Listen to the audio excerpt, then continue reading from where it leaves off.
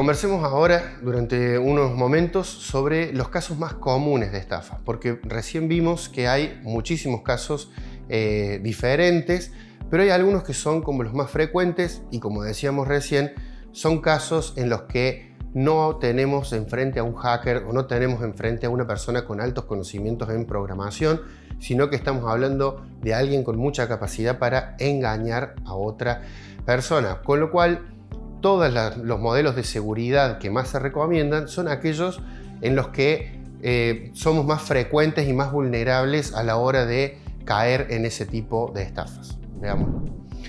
En primer lugar están los correos engañosos. Esto, me llega un correo donde me piden cierta información o donde me dicen de pronto que si yo no actualizo mis datos de la cuenta me la van a cerrar, o de pronto me dicen que mi cuenta de banco ha sido hackeada y que por lo tanto el banco quiere validar mis datos.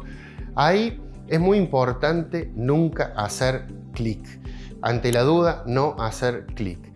Esos correos, cuando nosotros hacemos clic en el link que nos envían, nos va a abrir un formulario y de ese formulario nosotros vamos a genuinamente pensar que estamos en la página de la empresa que ellos dicen. ¿Por qué? Porque modelan un espejo de la página que es exactamente igual a la de la empresa. Entonces yo voy a estar llenando mis datos, voy a estar poniendo mis contraseñas, pero detrás de eso, quien está recolectando esa base de datos no es la empresa que yo creo que estoy interactuando, sino que es un ciberdelincuente o una organización de ciberdelincuencia. Una vez que mi base de datos ha sido compartida o vendida entre los delincuentes, eso significa que van a volver a intentar estafarme, porque además esa misma base lo que indica es un grado de vulnerabilidad en cuanto a mi perfil cibernético. Si yo caigo en una, caigo en dos, caigo en tres, soy una persona altamente estafable y eso en el mundo, en las bases de datos que andan dando vuelta entre los ciberdelincuentes, está presente y se sabe, se rankea y más atacado voy a ser. Veamos, por ejemplo, este correo de Mercado Pago, que supuestamente es Mercado Pago, y ahí lo que me están indicando es que hay algún error con mi cuenta o que hay alguna información que yo debería actualizar. Pero vean esto, me mandan el link donde yo voy a entrar a una página exactamente igual, lo que decíamos recién, de Mercado Pago en este caso, pero estemos atentos a esto. Fíjense en el correo, fíjense en el mail, es parecido, pero no es exactamente igual. Estos correos suelen venir o bien porque mi información, mi correo electrónico ya fue vendido de una base a otra, o bien porque yo he tenido concretamente algún problema con esta empresa o con cualquiera de las empresas, digo, y entonces escribo, por ejemplo, en las redes, escribo en Instagram o escribo en el Twitter de la empresa y les digo, ustedes no contestan, tengo este problema, lo que fuera, y automáticamente ustedes van a ver que se comunican por mensaje directo como si hubieran tomado el pedido y dice, hola, te estamos escribiendo desde esta empresa que yo acabo de hacer el reclamo y lo que necesitamos es validar algunos datos para asegurarnos que sos vos el que estás haciendo efectivamente ese reclamo. Ahí uno le comparte los datos, posiblemente el número de teléfono, posiblemente el mail. Y ahí es cuando ellos me escriben. Y como yo estoy de alguna manera involucrado con la situación, parece verdaderamente genuino y no lo es. Quien me ha escrito por DM es un delincuente que vio mi mensaje y automáticamente me escribió por mensaje directo, en principio en la misma plataforma que yo había escrito, pero luego ya toma un contacto directo conmigo. A partir de ese momento, yo ya estoy en una situación de vulnerabilidad en la que me van a decir, bueno, ahora complete este formulario, ahora queremos asegurarnos, ingrese a su cuenta y ahí se perpetra el delito. ¿Cuál es el delito? Que ellos ya tienen acceso a mi cuenta bancaria, de Mercado Pago, de Naranja X, de la empresa que fuera, y en ese caso ya van a acceder a vaciarme los fondos. En algunos casos hay una vulnerabilidad adicional que es que, así como decíamos hace un rato que se nos ha facilitado la vida en muchas cosas, también se nos ha facilitado la vida para pedir préstamos. Entonces podemos pedir, o mejor dicho, el delincuente va a pedir un préstamo a nombre nuestro y ese crédito va a quedar luego en nuestros haberes. ¿Esto qué significa? Que yo voy a quedarme con la deuda, pero sin el dinero. Y demostrar que ese crédito fue fraudulento lleva un proceso fiscal muy largo que se superpone con otro proceso fiscal, que es que si yo no pago las cuotas me van a empezar a cobrar intereses morosos, y en todos los casos están actuando de buena fe, tanto la empresa que me cobra como yo, salvo el delincuente, que es el único que no está en escena. Por eso es muy importante tener mucho cuidado con este tipo de estafas. Otro de los tipos de estafas muy comunes son las transferencias por error. De repente alguien se comunica conmigo y me dice: vos sabés que tuve un problema y te transferí dinero por error. Y en ese caso, lo que van a hacer es mandarme el comprobante, que ya vamos a ver en la placa siguiente, que demuestra efectivamente que me han hecho un depósito. Y ahí, de buena fe, muchos ciudadanos devuelven ese dinero. ¿Qué es lo que sucedió? Que nunca entró la plata en mi cuenta. Esto es una estafa que se sigue utilizando sobre todo en las empresas de bancos tradicionales que operan de lunes a viernes. Cuando uno entra al home banking el sábado o el domingo o un feriado, van a ver que la cuenta no se actualiza automáticamente. Entonces puede ser que alguien nos haga una transferencia y que no se vea reflejado. De esto se valen los delincuentes para poder estafarnos en esa manera. Como es sábado, yo no voy a ver los movimientos ni de entrada ni de salida recién hasta el lunes a la mañana. Normalmente este tipo de estafas está asociada con algún tipo de urgencia. Por ejemplo, por favor, yo había transferido porque me voy de viaje, o era a la cabaña donde yo había alquilado y ahora necesito y no tengo más dinero y necesito para cancelar esa operación. Por favor, necesito que me restituya mi dinero lo antes posible. Y uno de buena fe puede llegar a hacerlo y caer en ese tipo de estafas. Lamentablemente, esa plata nunca va a ir al destino que nos ha dicho el ciberdelincuente.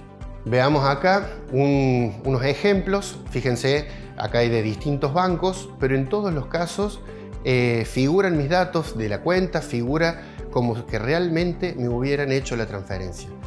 El trabajo de diseño de este tipo de etiquetas es tan fino que es imposible distinguirlo del real. Fíjense ustedes, es exactamente igual que el extracto bancario de cualquiera de estas empresas. Es lo que hablábamos antes de una vez que mis datos han sido vulnerados, van a ser utilizados para distintos tipos de estafas.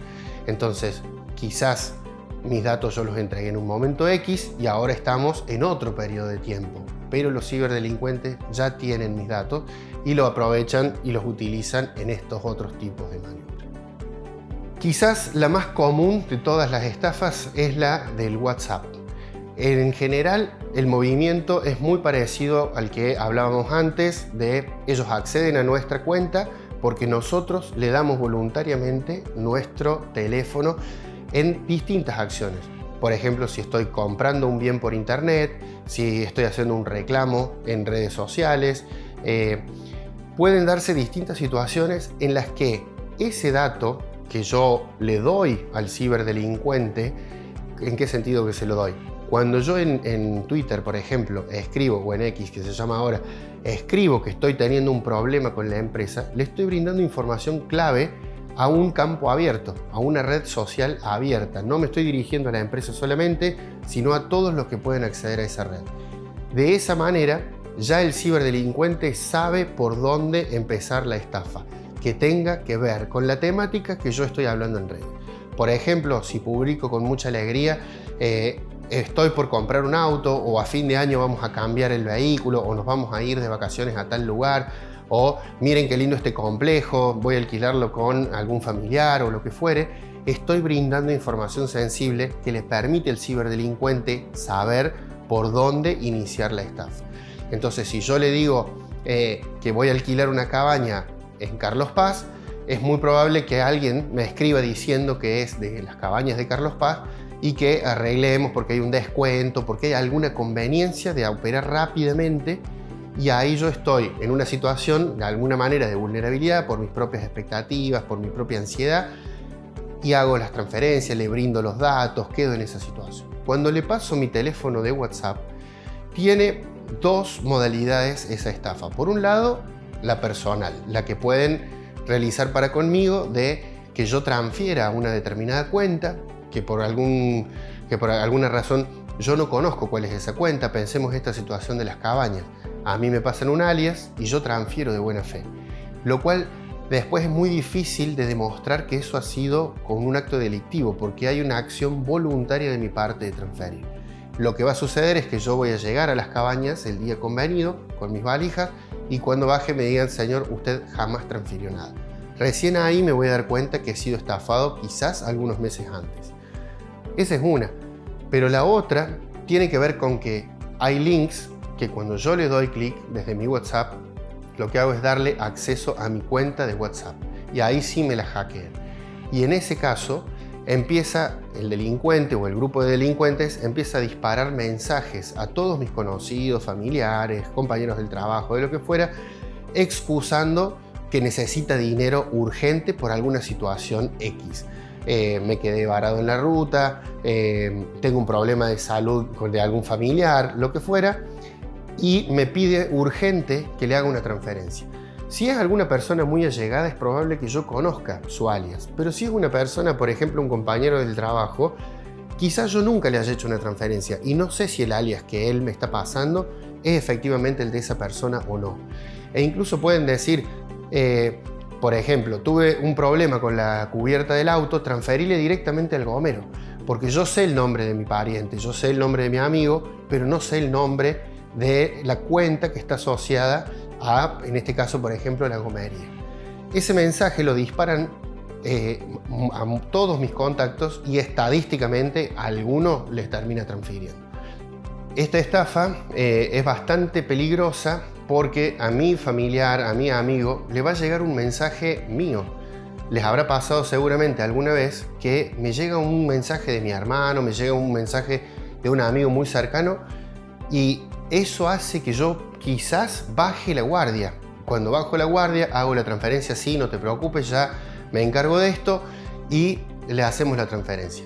Ese mensaje que me llega no es, lamentablemente, aunque sea del teléfono de mi amigo, con la foto de mi amigo, es una cuenta que ha sido hackeada de WhatsApp. ¿Qué tenemos que hacer en estos casos siempre que alguien me requiera dinero o que me requiera una contraseña o lo que fuera? Por más cercana que sea la relación, siempre verificar con una llamada. Ante la duda, te llamo.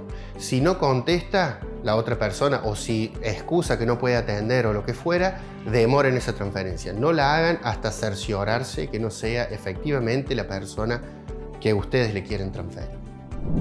Estos son los tipos más comunes, pero como hablamos durante todo este módulo, hay infinidad de tipos de estafas virtuales. Y así como dijimos que en algún momento no existía quizás el mundo cibernético o no nos movíamos todos en el mundo cibernético, hoy sí nos movemos en el mundo cibernético y esto sigue evolucionando. Con lo cual, la ciberseguridad o la seguridad como si es un estado de alerta, no es algo que nosotros tengamos que hacer únicamente hoy. No es que yo hoy tenga que generar una contraseña segura y ya con eso de acá a la perpetuidad estoy protegido. No, esto sigue evolucionando. Pensemos ahora en la aparición de las inteligencias artificiales generativas. Pronto la voz va a poder ser imitada. Pronto una llamada va a poder ser imitada por un bot. Esto significa que cada vez vamos a tener que ir creándonos más y más barreras de seguridad. Hecha la ley, hecha la trampa, pero hecha la trampa también se hace después el mecanismo de prevención. Entonces estemos siempre atentos a este tema, estemos siempre actualizados con estas cuestiones y como todo, siempre una persona que ignora sobre alguna cuestión es más vulnerable que alguna persona que no ignora sobre esta cuestión.